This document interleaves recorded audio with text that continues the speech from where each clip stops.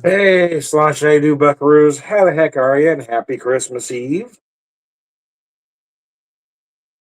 As we inch closer and closer to Christmas, I don't know, see if I can fix something here. Whoops, sorry about that.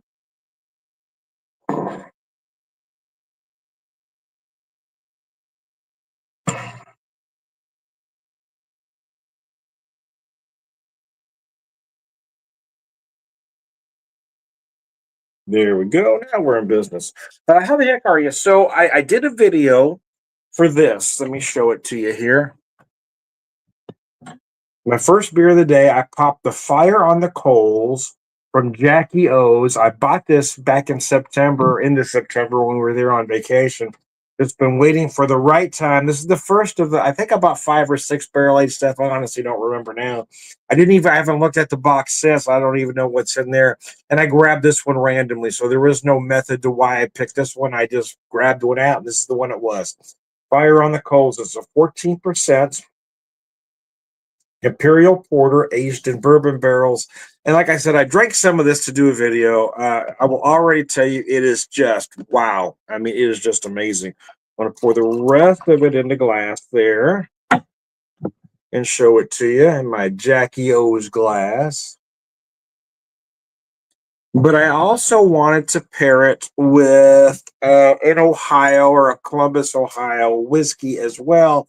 And I had just right at an ounce and a half left of my Watershed Distillery Barrel Strength Fall Finishing Series 5-year-old straight bourbon whiskey finished in port wine casks. This one is at 118.1. Let me show you. Finally finished it off. Now, it has been about 3 months, but I mean, I've been drinking other. It's not like this is the only one. So it's not that great big a feat that it lasted me this long, but nevertheless, I wanted to start big. I just wanted these to be my first of the day. Then, as I drink more, we're kind of going to work ourselves down the food chain, probably. But I wanted to finish up this. Thought it would pair perfectly with that Jackie O's.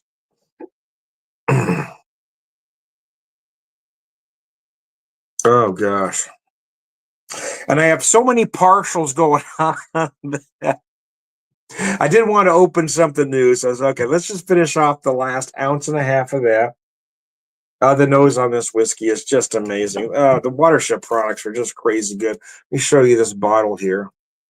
Give you a good look at it.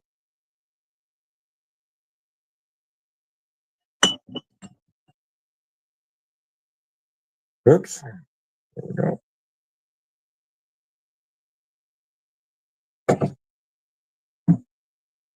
I'm going to put that off to the side, and I want to start with this beer and describe some of these flavors and aromas to you. I will tell you, this beer is insane, man. And now that I've let it set even longer, I did not have it in the fridge. It was just in my garage, but it's been rather cold here. But now this warmed up a little bit. It has become even more aromatic than it was initially. A lot of big molasses. I'm getting a lot of molasses, man, but I'm getting more of the barrel now to balance out that sweetness. A lot of vanilla, some caramel notes. You might find some other things as well.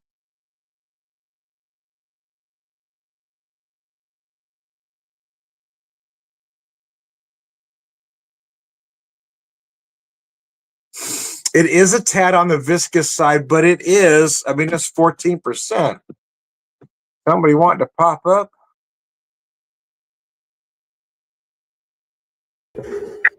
Oh, How are you, man? there he is. How are you, sir? Well, I saw your message that you're going live. I'm like, let me pop in and say hi. See what you're doing for Christmas Eve, and now I've got to find something to drink, don't I? Well, Merry Christmas early to you. Merry Christmas to you and yours. You're looking festive too. Well, I've got my resting Grinch face shirt on. I've got my Moose Jammy shirt on, but yeah, I worked late last night, but I'm off today and tomorrow, so I plan on not wearing any clothes. It's just going to be the wife and I. I'm glad that you're wearing clothes for the show, though, Tom. As we Well, all no clothes. It's going to be pajamas and sweats if you're following me. Oh, you mean not outdoor clothes? I see. Yeah, not outdoor All clothes. okay. My I mean, wife doesn't see me walk around all day. You drinking milk? I got a glass. Well, I just ate a Christmas cookie. Oh, nice. So you got some milk. That makes sense. Yeah. As a matter of fact, I'm gonna go get another cookie. I'll be right back. Hold on.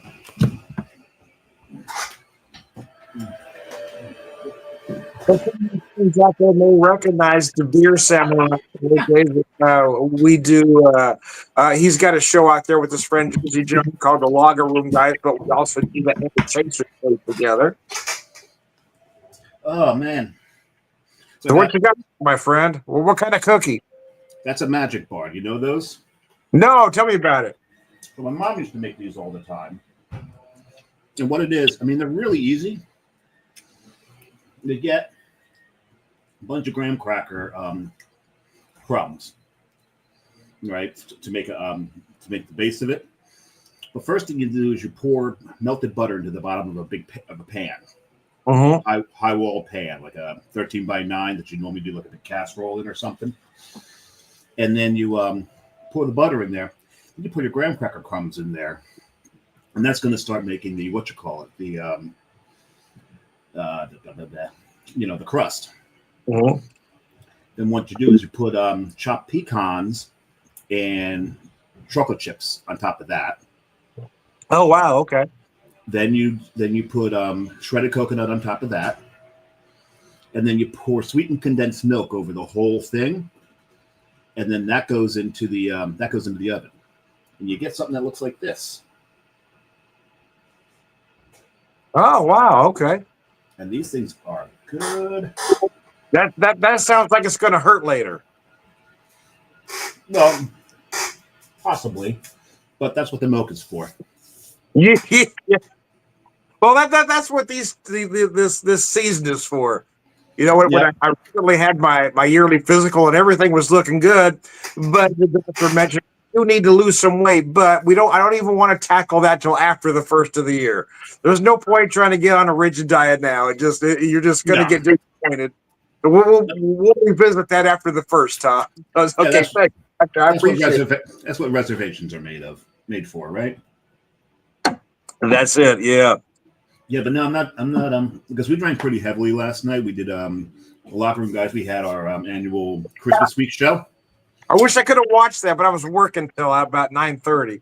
It's a shame. We had Tony Drury on, Alacron. We were calling him Santa Cron. He was in his Santa outfit. And you know Tony, right? You've done a show with Tony before. Yeah, I know what you're talking about. And he had just the day before he had done the trip across the river to the Mexican village to bring the children presents. Oh, that's awesome! That's awesome. They've been doing this for decades, and he inherited it a couple of years ago from the guy who did it before him, and now he does it with his daughter. And his daughter was on the show briefly, so we got to see her. But also, my brother was on the show because he's on the show every week on Christmas. So that was a lot of fun. But we drank quite a bit of beer. I think I had 5 beers in the show, and a couple of them were like 12%ers. Yeah, I mean, work was crazy last night. Yep. I mean, I opened at 4, and at 5:30, I only had 6 people in the room, and then about 15 minutes after that, I had about 50. I mean, everybody came up one, and it's a 1-horse operation, right? One bartender, just me, so it was wild, and it stayed that way right up until the end. You probably make some pretty good tips, though. It was really good. It was a good night. It was a lot of fun. I mean, the brewing where I work really is more like a family. People, they come in there and you get to know them real well. You get to know about their families, and it was a nice night. Yes, this is the time of year. Take care of your bartenders.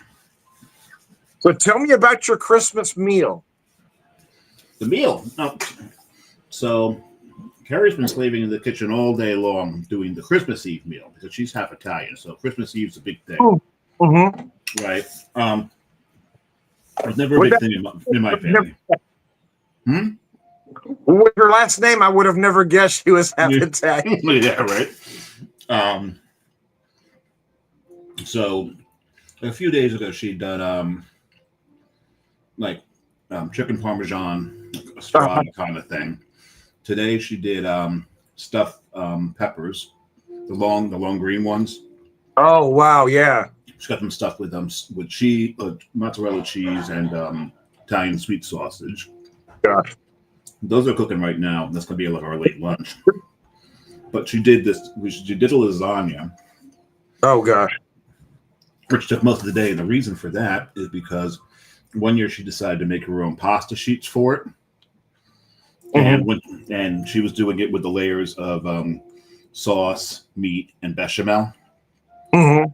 And the thin layers of pasta sheets rather than the those big wavy thick noodles that you get at the store. And she did that last year for the first time because we got an attachment for a KitchenAid to roll out pasta. Yeah. So she did it the first time, and it was so good. She's like, "Shame is I've got to do it this way all the time now because it's just not going to be as good." But it takes a lot of effort. She also did a bunch of chicken cutlets for chicken parm. Oh gosh. Okay. Yeah. So we eat Italian tonight, but tomorrow I do the cooking, and we do like a classic, classic English. So it's a standing rib roast. Oh, nice. So we got prime rib, and with the drippings, I'll make Yorkshire puddings. Oh wow! Look at you. Oh, I love Yorkshire puddings. You get a muffin tin, you put the drippings in the bottom of the muffin tin, and then you pour the dough into it, and they become they're like popovers. But they're like that beef flavored popovers. They're so good. I love them. And I'll do mashed potatoes. I have no idea what vegetable we're doing. I usually with that meal, I like to do carrots. Yeah, carrots would make sense. Yeah, carrots make a lot of sense with that. Yeah. Yeah, butter and some dill. And that all works well together. So I've got. I don't know that we did. I don't know that we got carrots. We got to check. Got to check what veggies we have. We might have Brussels sprouts. Brussels sprouts would work too, but I like carrots better with it. What do you do? What do you and the wife cook up? So we're kind of cheating today for Christmas Eve. It's just the two of us, so I didn't want to make a crazy meal. So we're kind of cheating today. Whereas I ordered some food through a Butcher Box. I don't know if you've tried. Oh yeah, I know Butcher Box. They had the reason I bought them was basically for Christmas Eve. It was a chicken and mozzarella ravioli, but I've got kind of a sauce cooking right now, and then we're going to do kind of a tomato cream with them with some onions and peppers over the top. There you go. That sounds yummy. And then tomorrow, again, I want it to be simple but kind of special because it's Christmas, right? And so I picked up a couple nice small lobster tails. Look at you, Mister! Daddy War Bucks over there. Do the lobster and my homemade rice pilaf with some broccoli. So simple meal, very little prep time, very little cook time, but again, a nice special meal for Christmas. That works. Yeah, we've got a bunch of cookies. I made those magic bars. I also made the peanut butter blossom ones. Mm-hmm. Made those yesterday as well. And there's chocolate chip cookies. What else did we make? Oh, over a week ago, I made snickerdoodles. Had them on the show actually. You were on that. Were you on that show? No, you weren't on that show. But, yeah, we were talking about that. Yeah. Yeah. So we were talking the snickerdoodles, but yeah. So it's been a lot of cookies, but now it's getting down to the real food for the holidays.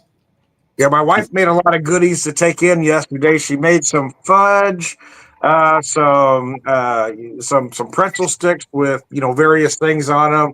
Gosh, what else did you make? She made those. What were those cookies?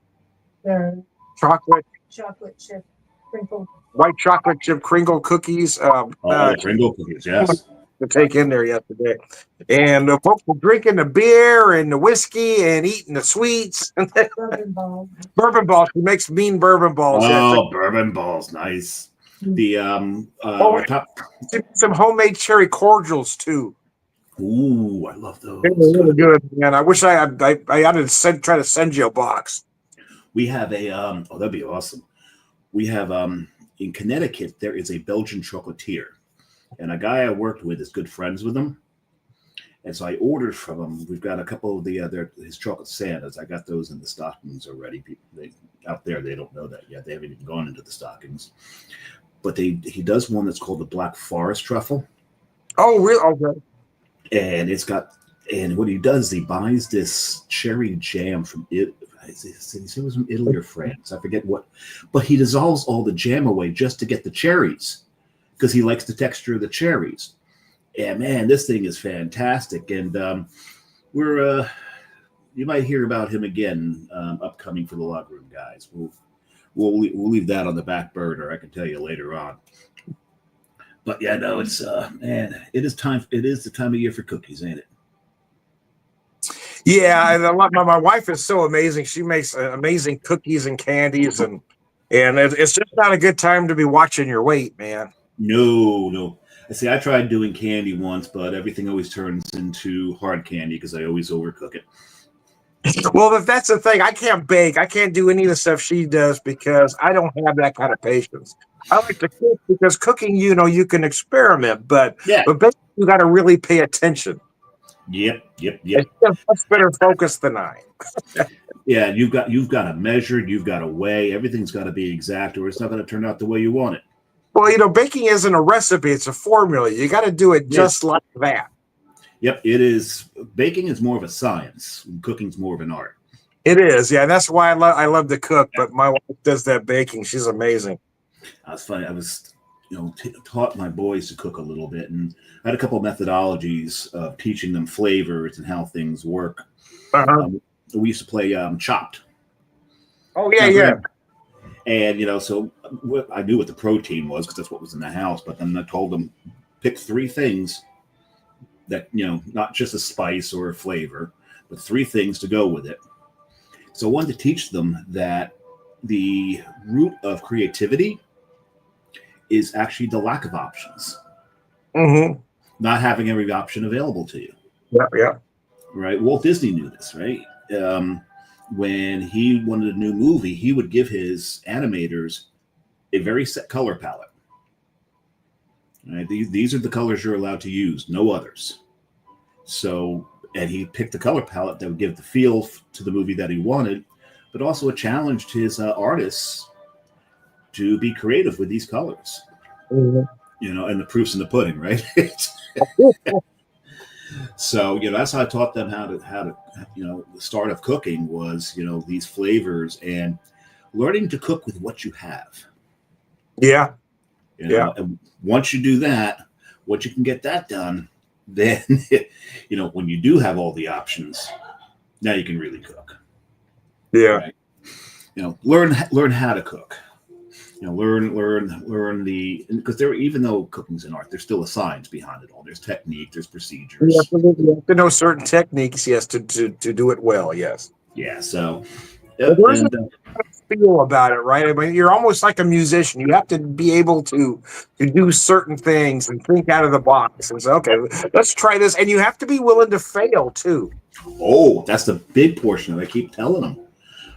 When I first started to really, really cook, I would probably, out of 10 dishes, one would be okay, I like that. 2 or 3 will be okay, they need a lot of work. Another 2 would be like, oh, okay, that's not good. And the rest would be garbage scrape. Right. Start over again. And then as you make mistakes, as you continue to make mistakes, eventually those ratios change. Yeah, they do. Yeah. And it's one of those things you never know until you try. Yep. And I imagine, I grew up with only knowing certain spices, so my spice palette was very limited. So as I started adding to it, I had to figure out what worked with what and what didn't. And that's a key. So my younger son, he's out on his own now. He's actually living in his brother's apartment while his brother's in Okinawa. Because I told him my older son's in the Air Force, so he's in Okinawa right now. Yeah. but he's watching his brother's apartment, but he's going to move to Jacksonville, Florida once my other son gets back. He already has an apartment, but so he works in a chop house. Oh wow! And he's a busboy, but he still pays a lot of attention to the food. And he used to work in a steakhouse, the fanciest steakhouse in Fort Lauderdale, as a matter of fact. You get the big teams or the big acts. If they were in Fort Lauderdale, that's where they'd go eat. Mm-hmm. So, he'd always take pictures of the cars that were sitting outside because, you had Aston Martins and Ferraris and Lamborghinis. But he pays attention to the food. So he started cooking himself, and he sends me pictures of what he's cooking, and he's paying attention to presentation as well, which to me, I never was bothered too much with presentation. But him, working in these fancy restaurants, you got to do the presentation. So this is, what I did for him for Christmas? What's that? I'm doing kind of a Spice of the Month club for him, but I'm curating. Awesome, yeah. So what I do is, you ever hear of Penzies? Mm-hmm. Oh, yeah, I love Penzies spices, yeah. So what I'm doing every month, I'm sending him 3 jars. One will be a spice, one will be an herb, the third will be a spice blend. That is just brilliant, man. That is brilliant. And so now he gets a new spice every month. Now he's got to try to cook with it. So for the first one, he's got black pepper, he's got basil, and sweet curry.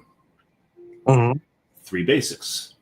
And it's going to become less and less basic as the year progresses. And, hopefully his cooking will progress and he'll learn how to use these spices as he gets them. So, you got to encourage the young ones, right? Yeah. I mean, growing up, our spice cabinet when I was a kid was basically salt, pepper, and oregano. I mean, that's what I had back in the 60s and 70s: salt, pepper, and oregano. And then you knew what oregano was for, to be honest with you. But yeah, a lot of it was. I was in my 30s, to be honest, when I started eating other things. Oh, I started cooking when I think it was like 8 or 9, and then it's funny, by the time I was about 15 or 16, my mom had to admit I was a better cook than she was. Yeah. That hurt. Well, she wasn't that great of a cook. People usually ask me, like how did you learn to cook? I was like, well, it was self-defense. Oh, ouch. Which is a little mean. She wasn't that bad. There were certain things that she made that we all liked. They're like those magic bars. That came off the, the Carnation can of sweetened condensed milk. That's where the recipe came from. But there's certain things she did okay, but yeah, for the most part, she's probably the reason I don't like vegetables too much. She'd start the meal. When she started the meal, she put the veggies on first. Then she started making everything else. Oh, gotcha. Yeah, so veggies were quite disgusting by the time they were done. So I've had to rediscover veggies and things that I like. Well, my dad being a farm boy from South Dakota, every meal growing up was meat, potato, vegetable. Potato, vegetable. Vegetables was limited too. It was mostly green beans, sometimes corn. He didn't really like peas, but we usually had them once a week. And I hated them too. Because everything was out of the can back then. I love peas now, actually, as a matter of fact. I don't mind them now. I just don't like canned peas. Then you're getting the wrong ones. Le Sueur canned peas are actually pretty good. I don't mind them so much if I'm putting them in a stew or something, but just to eat them as a side, I don't dig it. Oh yeah, as a side, I'll get the Le Sueur canned peas. I'll just boil them, just maybe a little butter and salt, and that's all they really need for me. Yeah, butter and salt. Yeah. And Le Sueur also does really good canned baby carrots too. I mean, I had those as well, but yeah. Yeah, they heat up really quickly, and so you can just give them a quick simmer, drain them, butter, dill, or there's so many other ways to do it. That's just my favorite way, butter and dill. Everything's got to have butter, man. Not everything, but yeah, because sometimes you got to use bacon fat, right? Oh, yeah, well, there you go. Oh, I'm not going to disagree with that. But sometimes they need both, like green beans. Good green beans need both butter and bacon fat. Or just bacon. Well, you get the bacon, but I always add a little butter too to finish. Oh, yeah, no. I always put butter on the green beans. But sometimes you get little get pieces So of it's bacon. like the onion, but you got to add a little butter in the finish. Yeah. Since when I do Brussels sprouts, I don't use butter in Brussels sprouts. I use olive oil with Brussels sprouts. I don't eat olive oil on Brussels sprouts. You're right. Yeah. Yep. Little bacon, Brussels sprouts. I tell you what I learned with Brussels sprouts is my wife really doesn't like them, but I learned that if you blanch them for 3 minutes, you take that bitterness. So you blanch them first, take those outer leaves off, and then do whatever else you want to do with them. If you want to cut them in half and do the whole bacon thing, do that. But if you blanch them first, you take that bitterness away. Oh, I like roasting them till they're nearly black. Mm-hmm. I'll get them. You got to cut that little core out of the middle. Then you half them. Let some of the leaves fall off. That's perfectly fine. Put them all in a pan. Drizzle a little olive oil over them. Get them cooked. Blanch them first. You'll get that perfect consistency every time. I have to maybe try that. But I get a little olive oil. Get them roasting for a little bit. When they're just about done, I'll mix up some sriracha and some honey. Oh, nice, very nice. Drizzle that over that, and then let that get good and dark, and that's a good way to do them. I also like it with bacon and orange juice. It's another good way to do it. So there's so many different ways to do these. We like to roast with bacon, onion, and garlic, but blanch them first. I'm telling you, that's the key.